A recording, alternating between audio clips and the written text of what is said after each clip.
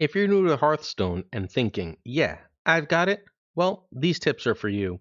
I thought that too, and this game humbled me real fast. Let's go over 10 things I wish I knew when I started Hearthstone about a week ago. All right, so number 10, use practice mode. Ranked is going to be hard even at first. You're going to be playing against players who spent their time in practice mode, who learned the basics of the game. If you don't spend your time in practice mode, you're going to get eaten alive. Further, you're not going to have a deck. You're going to need to use practice mode to rank up your early classes, which is going to be huge in terms of getting cards to create something that can, still probably lose, but lose a little less hard. Practice games are going to let you learn the keywords, understand the turn flow, test basic decks, and of course, level your classes. All of these are important, right? There's going to be a sort of faction you're best with, a class you're best with. There's going to be stuff you're good at and bad at. Learn and practice mode, not against real people, and you don't have to rush. You don't have to feel that pressure. Things will go so much smoother. I ignored practice mode. I actually couldn't even find practice mode. Make sure you find it, and you will feel way better. Next up, daily quests are going to be everything. Like, not just kind of something. Daily quests are so important in this game. Early game is going to be a huge grind, and you're basically investing for fun later. I straight up, seriously, did not enjoy the early grind. If you're not doing your daily quests, you're going to fall behind. They're easy to do, and they're going to give huge rewards. If you don't do these daily, you're not going to get into the game. Basically, you're not going to get fast enough. You're not going to do well enough. You're not going to get far enough ahead if you just play like once every 3 or 4 days. You're missing too much, and you're going to end up bouncing off this game. Make sure you're logging in daily and doing your daily quests. Otherwise, Hearthstone's going to be a big old nope. Number 8, fear the board wipe.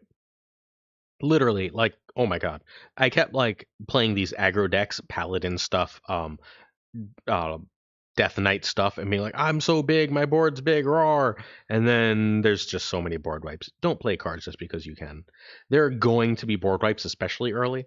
Like I get the feeling from hearing things that board wipes aren't quite as common later, but like board wipes are everywhere in the early game. There's just so many board wipes. You're gonna need to develop your board and play to the board, but you also are going to need to make sure you have some stuff in hand because there's no quicker way to lose games in any card game. But Hearthstone, where you draw one card, if you're top decking, you are in so much trouble. If you're just drawing one, if you have nothing really to play and you're drawing one card and hoping for the best, you're gonna get overrun real bad.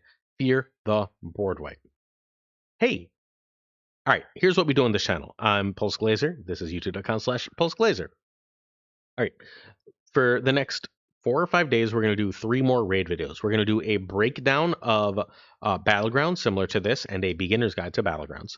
Then we're going to do a final review of the Hearthstone universe, how I feel about it after 10 days.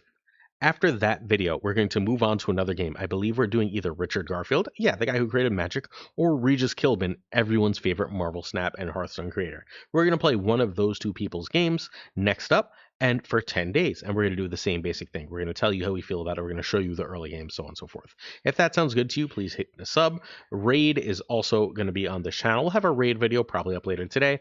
If you've heard that raid is just this meme game, I think you're just dead wrong. Raid is a blast. You should probably play it before you judge it because I love that game. All right, next up, face damage only feels good. It often means you're neglecting the board. Sometimes, often, you're going to want to control the board. You're going to want to trade with opponents' minions. You're not just going to want to attack their champion. I know that you win by attacking the champion, right? But if you're busy attacking their champion and they're forcing the right trades, they're controlling the board against you, you're going to lose. You're going to want to trade far more often than you're attacking the face or in your early game as you're learning to play the game. Just like I kept being like, I could just attack their face. I could just attack their face. You're going to die. Straight up, you're going to die. Don't do that. You want to make sure that you're forcing the right trades, that you're making the opponent have to think about what they have left on the board and what they can do with it. If they're forcing you to think and or you're just not thinking and attacking and you're not doing the same to them, you're going to lose the game of Hearthstone. 6, level all the classes. Straight up, I thought I was fancy, didn't bother with this. I just leveled the ones that I thought were cool. The early game ones, if you check my big beginner's guide video, I have a bunch of a list of all the classes, the ones that are easy to use. I just started with the ones that were easiest to use. Oops. Foundational cards are in every faction. I had to go back and do it. It's so boring. So much of the early game is boring. I wish that there was a way to like get a little faster into this, but there's just really not. You have to basically take your medicine before this game is going to get fun. Is this game going to be fun for you is a different question, right? That you're going to determine once you sort of dedicate some time to it. If that doesn't sound good to you, then Hearthstone might not be for you, but that's the way the game works. 5. RTFC. Read the freaking card. There's all sorts of little keywords on cards that you're going to miss. Random targets, lots of cards say random targets. You're going to play it and be like, I'm going to, like, if I just hit the face, I win. Oops, they have 5 minions out. The odds of me hitting the face, not so great. Oh no, that said all targets, not friendly. Did I just randomly buff half of their team when they were at death's door? That didn't work out. Oh no, there's a death rattle. Death rattle means when the opponent's card dies, it does something. Um, that seems bad. That's usually really strong, right? Like you death rattle and they get the better thing off that they were gonna try to do without like you gave them the better thing instead of them having forced to commit to it themselves. Rough. Keywords have tooltips all over the game. Use them, read the cards, think about what they do, think about what they synergize with based on what you do. Read the cards, think about the cards. Otherwise, you're in trouble. There's a lot of text on these cards. Get ready. Hey, I have a Patreon at patreon.com/snapjudgments. There's technically not a Hearthstone slash 10 game challenge part of it, but if a bunch of you join the $2 tier, we'll find something cool to do for you. If not, no harm, no foul. All right, number 4. You can't afford that. Straight up, you have less gold than you think, especially early.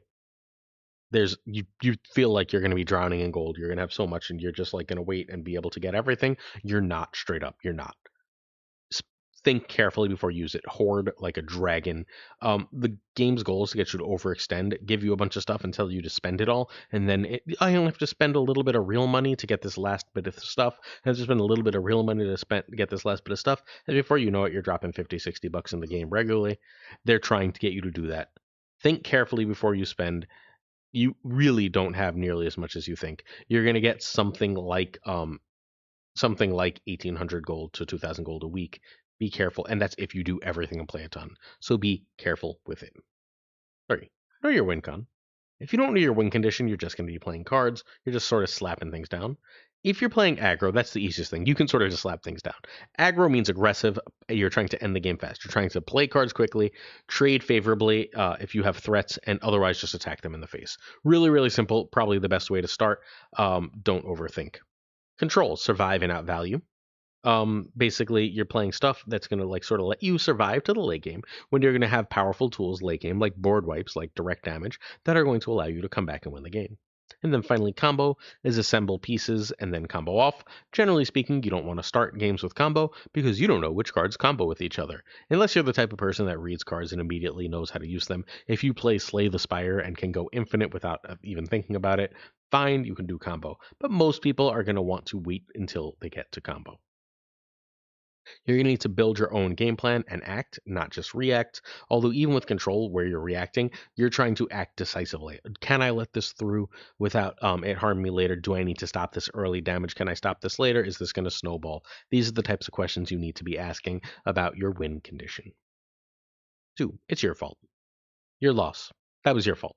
Your win is also partially your fault, though. So there's a lot of RNG in Hearthstone. There's literally like a million cards that say random and roll like virtual dice before anything happens. Despite all that, most of the time, especially early, it's not going to be why you lost.